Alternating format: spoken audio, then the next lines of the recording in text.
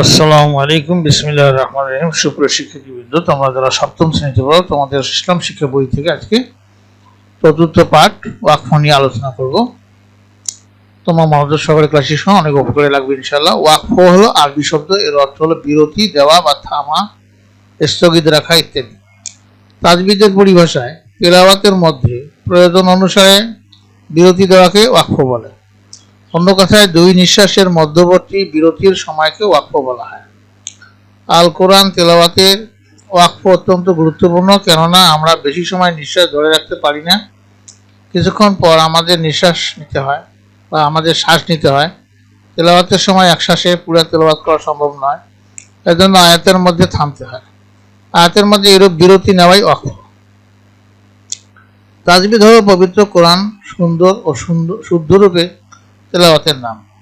সুতরাং তেলাওয়াতকালে যেখানে ইচ্ছা সেখানে থামা যাবে না, তাতে কোরআন তেলাওয়াতের সৌন্দর্য নষ্ট হয়, অনেক সময় অর্থের পরিবর্তন হয়ে যায়। অতএব নির্ধারিত স্থানে ওয়াকফ করতে হবে। আমাদের প্রিয় নবী সাল্লাল্লাহু আলাইহি ওয়াসাল্লাম সূরা ফাতিহার প্রত্যেক আয়াতের পর ওয়াকফ করতেন। ওয়াকফ করলে শেষ হরফের উপর যজম উচ্চারণ করতে হয়। কোনো হরকত বা জবর, জের পেশ উচ্চারণ করে থামা যাবে না।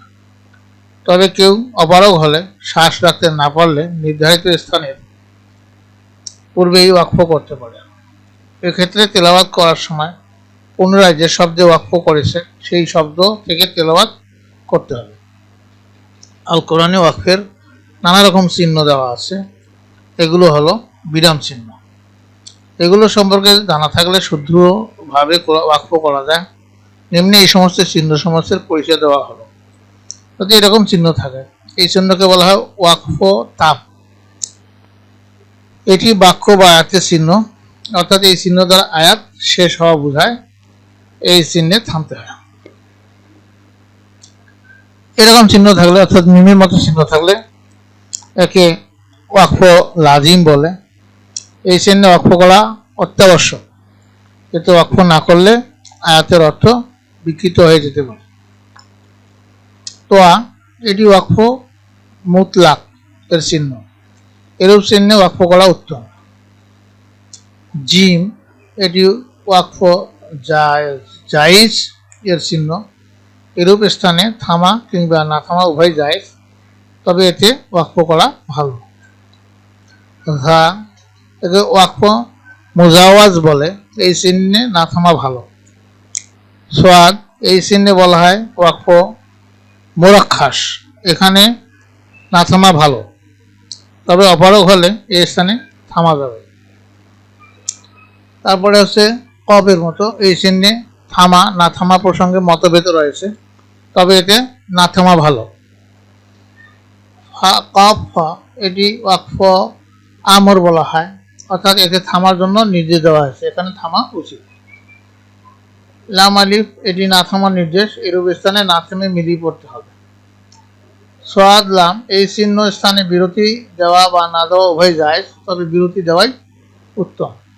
সোয়াদ লাম ইয়া, এখানে আছে। এরকম চিহ্ন থাকলে এই স্থানে মিলিয়ে পড়া উত্তম। সিন বা অথবা যদি সাক্তা থাকে, এই চিহ্নের নাম সাক্তা। এরূপ চিহ্ন স্থানে শ্বাস ছাড়া যাবে না, অর্থাৎ পড়া বন্ধ থাকবে, তবে শ্বাস জারি থাকবে। এখানে যদি এরকম চিহ্ন থাকে,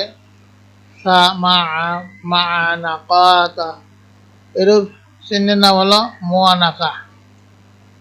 আয়াতের বা শব্দের ডানে বা বামে 3 বিন্দু অথবা মা চিহ্ন থাকে। এই অবস্থায় তেলাওয়াতকালে এক স্থানে থামতে হয় এবং অপর স্থানে মিলিয়ে পড়তে হয়। যদি এরকম চিহ্ন থাকে, ওয়াকফুন নাবি বলা হয়। ওয়াকফুন নবী সাল্লাল্লাহু আলাইহি ওয়াসাল্লাম এরূপ চিহ্ন স্থানে প্রিয় নবী সাল্লাল্লাহু আলাইহি ওয়াসাল্লাম ওয়াকফ করেছিলেন।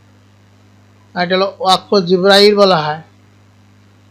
এরূপ চিহ্নের স্থানে বিরতি দিলে বরকত লাভ হয়। তারপরে এরকম চিহ্ন থাকবে, এটা ওয়াকফ গুফরান বলা হয়। এই স্থানে থামলে গুনাহ মাফ হওয়ার আশা করা যায়। প্রিয় শিক্ষার্থীবৃন্দ, এই ছিল আমাদের এই চিহ্নগুলি কি এবং কোথায় থামতে হবে না থামতে হবে তার বিস্তারিত আলোচনা।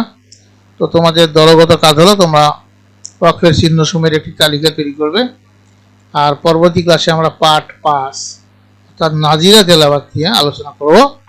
তো তোমাদের সার্বিক মঙ্গল কামনা করে এবং পরবর্তী ক্লাস দেখার আমন্ত্রণ জানিয়ে আজকে এখানেই বিদায় নিচ্ছি। খোদা হাফেজ।